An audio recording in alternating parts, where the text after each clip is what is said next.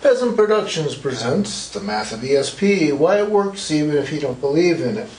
Okay, been discussing the idea of exact time, place, things like that in the idea of time travel, okay? To give you an idea of what's going on here, and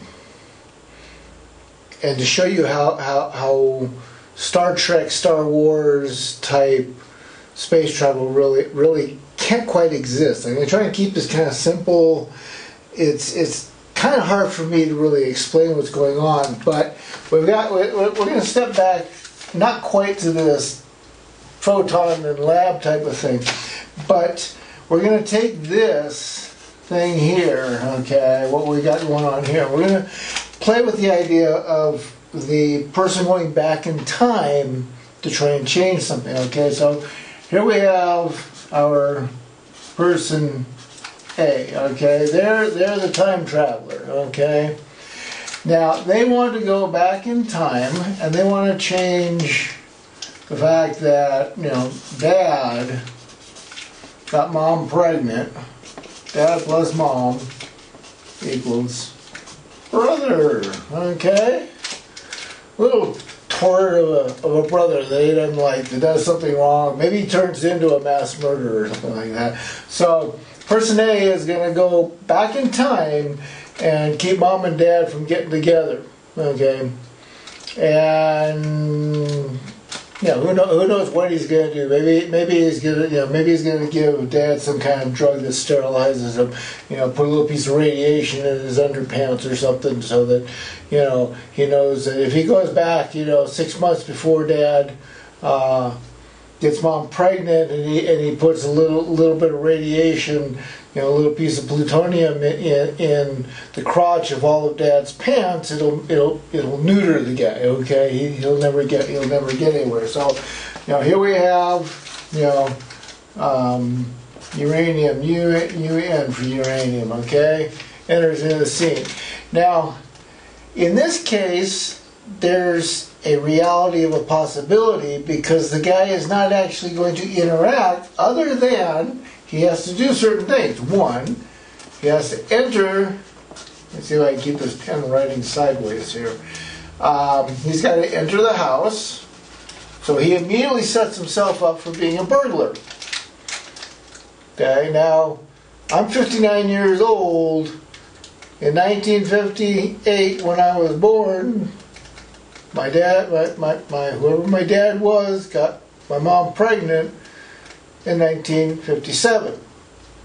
In 1957, they had locks on doors. Now, they weren't anywhere near as bad and as desirable to have locks on doors as they do nowadays, okay? But they did exist. So he has to break into a house. He has to go into a house, okay? So he has to be a burglar. Okay? He has to get himself in the environment, in that society, okay? So, to get into that society, let's look at what he has to take back with him. He has to take clothing back with him to make himself fit in. And it has to be realistically suitable to that time and space, okay? Yeah, run to the thrift store and buy some stuff. He has to fit into that society, whatever it was at that point in time. So he's got to know pretty close to what the conversations were, what people talked about as a day-to-day thing. He has to know hairstyle. He has to know how to tie his shoes, or how to button things, or how to turn his collars up or down or sideways or whatever. Okay, he has to know absolutely everything possible about that societal event. So as he goes through the day-to-day life there, because he's got to be around long enough to make sure that whatever he did happened, okay? He's got to be able to walk into a store, and he's got to be able to buy food. He has to be able to buy more clothes because, you know, he's only going to take a couple things back with him. But he can't take any money from now back with him because it'll all be fake money. Okay? So he has to get antique money to take back with him. There is a difference between a Chris 2017 dollar bill and a 1957 silver certificate, folks. It's obvious from the get-go because in the 50s is when they started printing In God We Trust, which means all the numbers changed as far as what a dollar bill looks like, what a $10 bill looks like, what a $5 bill looks like. If you're in a foreign country, it might be like here in Mexico. I mean, I actually like it. I can pull a bill up a little ways in my pocket and take a quick look at. Oh, hey, look at that. That's a 20 peso note because it's blue. That's a 200 peso note because it's green. Okay, so you have to know what's on the bills. You have to know whose faces and things like that. Okay, so he's got all kinds of societal type of stuff that he has to know. Okay. So you see what's happening now? All of a sudden, this exact place in the universe is getting twisted all the heck out of the way. This person has to go back with so much cramming of data because he can't take any books back with him. He can't go running back. He can't have a cell phone with him. He can't have a ray gun. He cannot have anything that should he, for any reason, get stopped, get hit by a car or an object or kicked by a horse and get knocked unconscious. Somebody's going to look at it and say, hey, what's that? What's this guy got? Where'd that come from? Why? Two things. One, he's immediately marked as an outsider. Two, if he talks about any of that stuff, if he tries to use any of that stuff, he gets marked as an outsider. And quite likely gets marked as an insane person. Oops. See the problem with saying, oh yeah, people went, time travelers are all over the place. They're coming and going. There might be tourists, but I'm somebody that travels, folks. You know a tourist at 100 pesos. So how would a tourist walk around in the past and not be flagged? Okay. See the problem again with the conspiracy theory of people coming and going in the past and future and all this kind of stuff. That's what we're dealing with here, okay? You're wiping out the exact time because you're going theoretically back in time, but you're still in the present time for you, which means you're actually bringing the past forward to you. You're not going back. You are pushing sideways, creating this alternative universe where what happened back then, with the addition of you entering it, causes an alternative reality. And yes, chaos has all the room in possible existence to allow as many possibilities as you want to believe in. Okay? You want to spend the rest of your life Groundhog Day. Okay?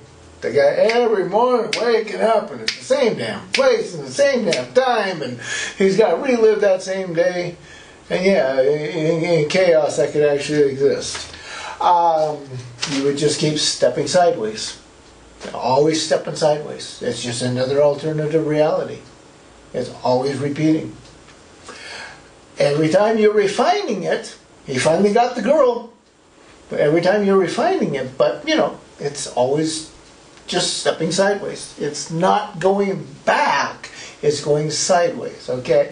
So that's what I'm saying. You're dealing with a very illusionary idea that somebody could go back in time, affect the past, without you already being a part of that affected past in the real time now. It can't happen. A person can go back and stop John F. Kennedy from getting shot, or Martin Luther King, or Gandhi, or Jesus from being nailed on the cross, if that actually happened somehow, and step sideways and create an alternative universe. Okay? But chances are this universe would never know it. Okay? So you have all of this stuff going on. You have all of this stuff the person has to do to not be flagged as an insane person and thrown in a nut house. You have all of these problems of dealing with the fact that you are very prejudiced people against such things. Okay? As Mark Twain said, you have this book called the Bible that talks about burning bushes and flying thises and thats and all kinds of strange and weird stuff. And then you turn around and burn people at the stake for being witches. You ever hear a priest sit there and tell you how witches burn candles and incense? Have you ever noticed that the Pope and the priest and let's see what they call cardinals, as they're walking, sure enough, they're the little kids swinging back that little chalice of incense, making smoke. Sure enough, there's people lighting candles and putting them up on the altars. Walk into a church, a big section of 100, 200 candles all burning as different people come in and light a candle and leave their prayers. But if you're a single person and nobody likes you, you're a witch, you're a warlock, you're a bad evil person because you do the same thing they do. Okay? So you're very prejudiced against anybody else doing what you think you're doing, but it's okay for you to do it. And I don't care what religion you want to look at. All religions do it. There are some that are a lot less and they are much more acceptable. But until you become a spiritual person and you throw all that religion out and you literally understand there's a spiritual realm, there's more on that spiritual realm than you will ever be able to count or understand or see or visit or do anything about. And therefore you accept all of it as existing. Not just your particular little flavor. You are not a spiritual person. The Christ entity that you know, they talk about, Jesus Christ walked in all this and all that, and his greatest thing is you got to love God. No. The Christ entity, per my communications with the entity itself in 1960, was, I represent acceptance. Acceptance of the total. Therefore, if you hate another religion, if you badmouth other people and their religions and all of that, you ain't Christ-like. You ain't Christian. You are Christian. You aren't Christ-like. You are not acceptance of Christ because you do not accept the rule of Christ, which is acceptance that everything exists and everybody has their own opinions and have the right to their own opinions, okay?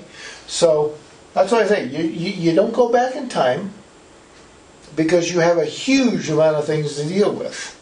You have to be a part of that society. You have to fit in. You have to be there. And whatever changes you make, technically, if you went back in time, they would exist at the moment that you're sitting there looking back and saying, hey, if I go back and do this, okay, it would already have happened. So think about it, folks. The actual math is very exact. Because you're going back, you're creating a new timeline. You are not going back and affecting your timeline.